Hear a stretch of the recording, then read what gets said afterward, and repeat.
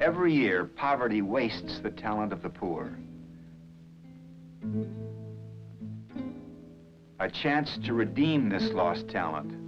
A chance to find effective ways to educate youngsters from our nation's gifts. This chance, a community action program the War on Poverty calls Upward Bound.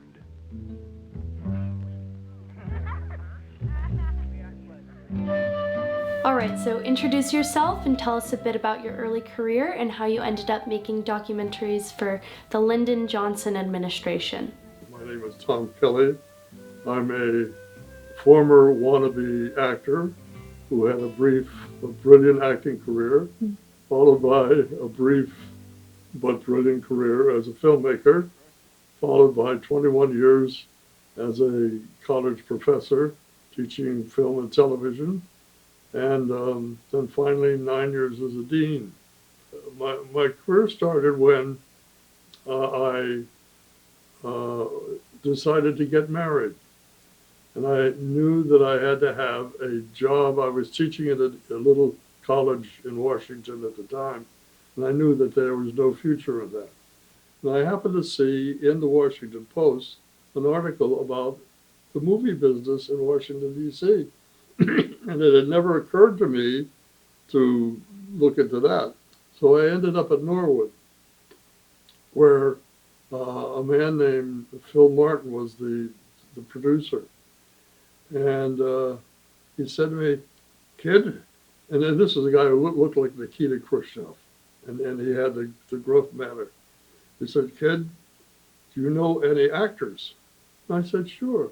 He said, "Well, I'm shooting 3 pictures back to back, and I need actors. So if you can get actors, you're hired." Whenever I had to hire an actor, I would hire my friend Art Schlossberg.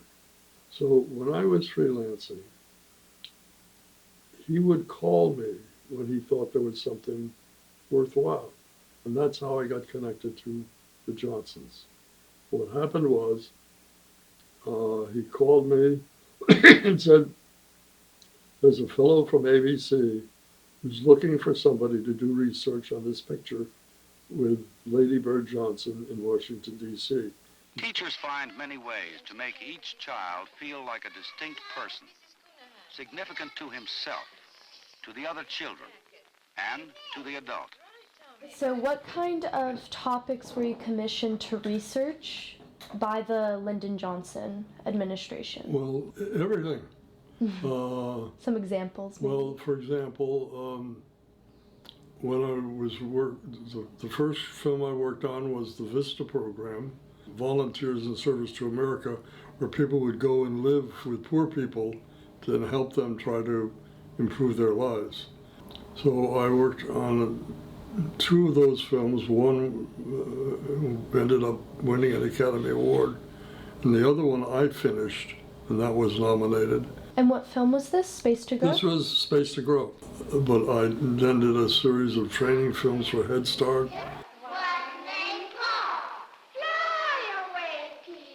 So you went to the White House and you met Lady Bird Johnson? Yes, well, I met her on a number of occasions.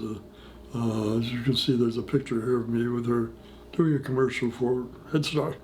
When all of the shooting was done, she invited all the non-on-camera people to cocktails at the White House. So we were downstairs in one of the big rooms, and she showed us some of her movies, and we had a wonderful time. Who came up with the ideas for the films, and were there any restrictions? Well, the films had a purpose. The films that I did were mostly training or recruiting films. They wanted people to know how to treat poor children in a Head Start center. So whatever the program was, I generally, if it was Job Corps or community organizing, I had to do the research on the situation that we were dealing with. But we were doing euphemistically called public information films. Did they loosely follow Johnson's campaign, what he Well, believed in? his campaign was to, he had decided he wanted to help the poor. And this was a good way to do it. Can you tell us more about the film A Space to Grow? It was about the Upward Bound program. And what the Upward Bound program sought to do was to take kids in high school from poor neighborhoods, urban neighborhoods, and rural areas. And so if you got these kids and gave them a different pathway to a better life through education, then everyone was a winner. And you could see that in some of the kids that came into the program. Role-playing is an occasion for students to articulate their feelings and frustrations, while at the same time learning to understand the complex points of view that surround an issue. This was the film you were nominated for, correct? Right. How did you feel when you were nominated? Well, I felt very good. It was a very difficult film to make. Why? Because we shot 40,000 feet of film. Wow. And I had to figure out what the hell I was going to do with it when I got into the editing room. And that's where we made the film. The film was made in the editing room.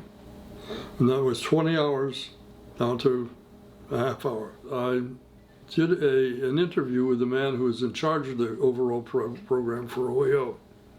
And he said, in his interview, he gave me the answer. He said, if you want to have success with these kids, you have to do 5 things. 1, 2, 3, 4, 5.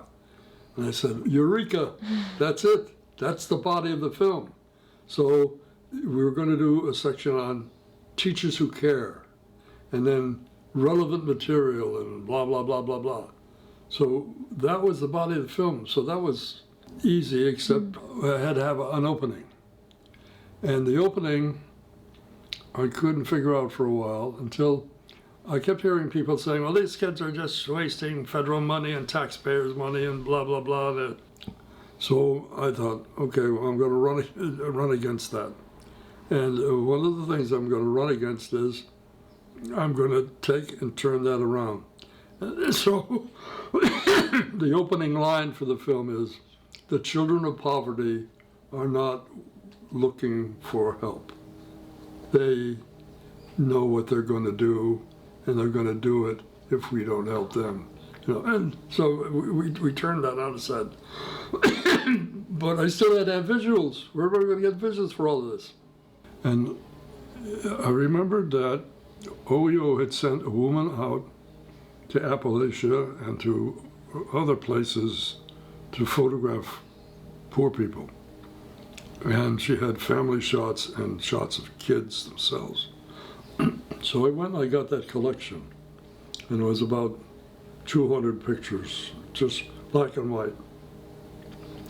And I took the ones that I liked, and I brought them to an animation house where you take a picture, put it on an animation stand, and then move around within the photograph. So now I had an opening, and when it came time to submit the films to the Academy, there was a film I had on Job Corps about a drug program in New York, and I was sure it would win an Academy Award. So I sent that off as one of our nominees. And I said, oh, I'll throw in my film just, you know, to see what happens.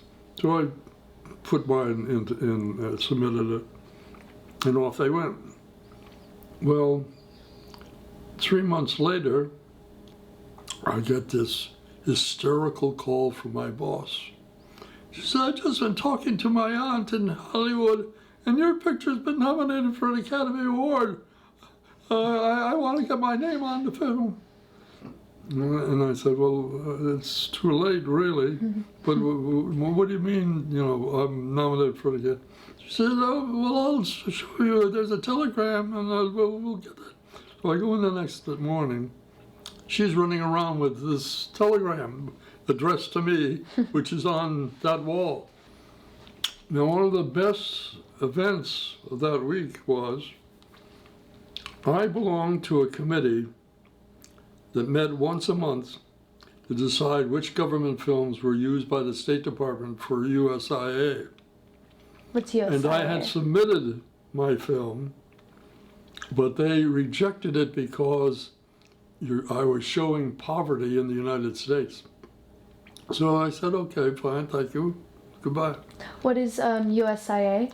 United States Information Agency, and their job was to show propaganda of the U.S., the great shining city on the hill.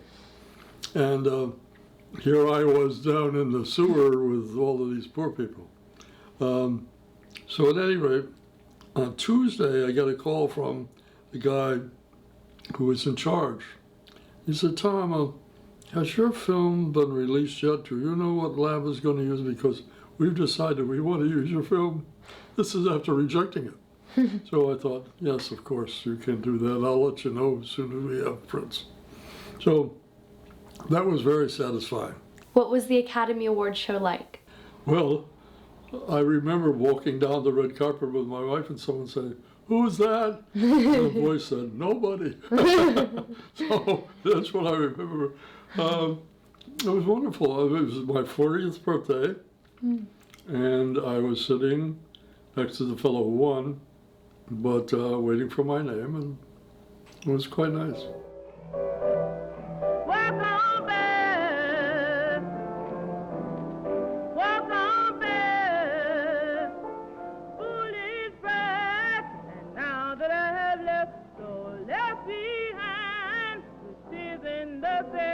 You gave me when you said goodbye.